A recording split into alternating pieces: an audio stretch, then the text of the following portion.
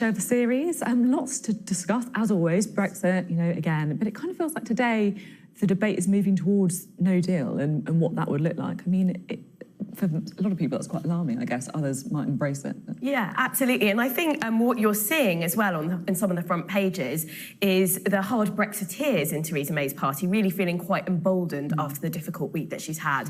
So on the front page of The Telegraph, you've got Dominic Raab basically saying, if we pay up the 39 billion, we've got to know exactly what the deal is going to be at the same time. Now, that actually breaks an agreement that David Davis made with the EU, where he agreed, you agree the bill, you agree the framework, but we will talk about the actual sort of deal that we strike with the EU later.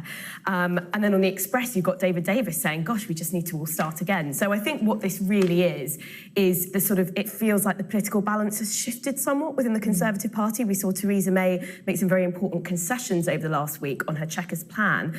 And so I think you are going to see more of this coming from her cabinet over the summer. I mean, some people might quite like the sound of this, though. Look, if we don't get a deal, why should we pay up? No, but I think it's really macho, and this, and also the article in The Express as well, it's very much talking about the whole point of the ball is in their court, but we're not putting away more negotiations. And for me, and I keep saying the fact that I'm a Remainer that just wants to get Brexit over and done with, and this might be the way to kind of do it. So I am a little bit more hopeful. So maybe then we'll be able to talk about stuff from the paper. Yes, that isn't just anything but Brexit. I think the problem is, though, is that we agreed to a sequencing. You might think it's the wrong thing, but we've already agreed to it. Now, to go back to that and reopen that can of worms again, I think, some people have made a very good point, which is if you go back on your words, these are international treaties, we're signed up to pay this money.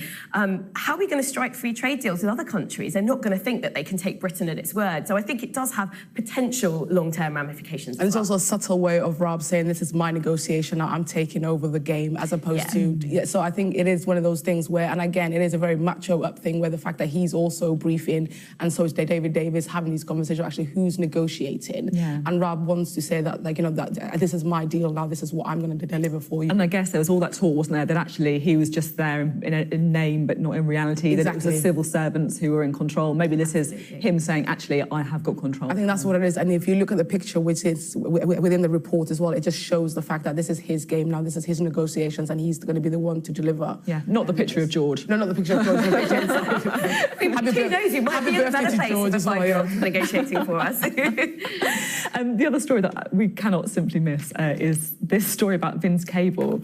Vince Cable, whose party is all about opposing Brexit, who missed that crucial knife-edge vote on Brexit. We finally found out the reason that he wasn't in the House of Commons, and apparently it's because he was discussing an anti-Brexit party. I mean, you couldn't make it up. You really could. Yeah. So no, I just think it's really incredible. I literally haven't had any time for Vince Cable since the election, where he peddled a lot of lies about a really good MP in Twickenham at the time. But he is the leader of the only anti-Brexit organisation, the only anti-Brexit party.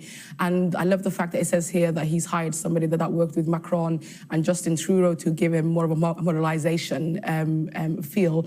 But the fact that at 75, is he going to lead them forward? I just think he should write a book about his views and step outside of politics. And I think one of the things that's interesting is that in the Times lead today, they include a poll which says that a third of voters would consider voting for a new anti-Brexit centrist party. Well, surely that's the sort of Lib Dems raison d'etre. And what Vince Cable has not managed to do is, they're not doing that well in the polls, he's not managed to capitalise on that. So I think in this piece it says that there are moves within the Lib Dems to sort of move him out of the leadership, and I think we might see that in the next few months. I just want to say Vince Cable probably would have a slightly different view about peddling lies. He was something that he would know about the candidate, of course. Do we think that a centrist party could work? They could work, but I think it has to be more like New Labour or the One Nation conservatism, as opposed to Lib Dems to reinvent themselves. I think they've lost a lot of credibility since the 2015 election, and I have been saying that we need a third party, not a third runway. So I'm very excited about the idea of a centrist party, but I don't necessarily see Vince Cable actually playing a massive role in that. I'm more sceptical. I would like there to be a centrist anti-Brexit party, but I think the rules of our democracy, first past the post, two-party majoritarian system, it's very, very difficult for third parties to break through. They can do quite well in the polls, but win hardly any seats. Yeah. So I'm sceptical. Interesting stuff. Now, let's move on, shall we, about a story in The Observer. This is the paper that you work for, of course. Absolutely. And this is about Vote Leave, isn't it? They want to haul in the director of Vote Leave. So what you've got now is some very senior select committee chairs in Parliament saying we must be able to compel witnesses to give evidence or they should face a threat of imprisonment. And the reason for this is that the Culture, Media and Sport Committee tried to get Dominic Cummings, who is the director of the Vote Leave campaign, to come in and give evidence, and he purely refused. We now know after this week the Electoral Commission found that Vote Leave broke the law, they broke spending limits. It's incredibly serious, but it doesn't look like the people involved with Vote Leave are going to, the senior cabinet ministers who, like Michael Gove and Boris Johnson, who sat on the committee that oversaw it, are going to face any consequences at all. So this is part of Parliament trying to reassert itself. And I think there's an irony here. You've got someone like Dominic Cummings, who headed that campaign, saying this is all about parliamentary sovereignty and taking back control.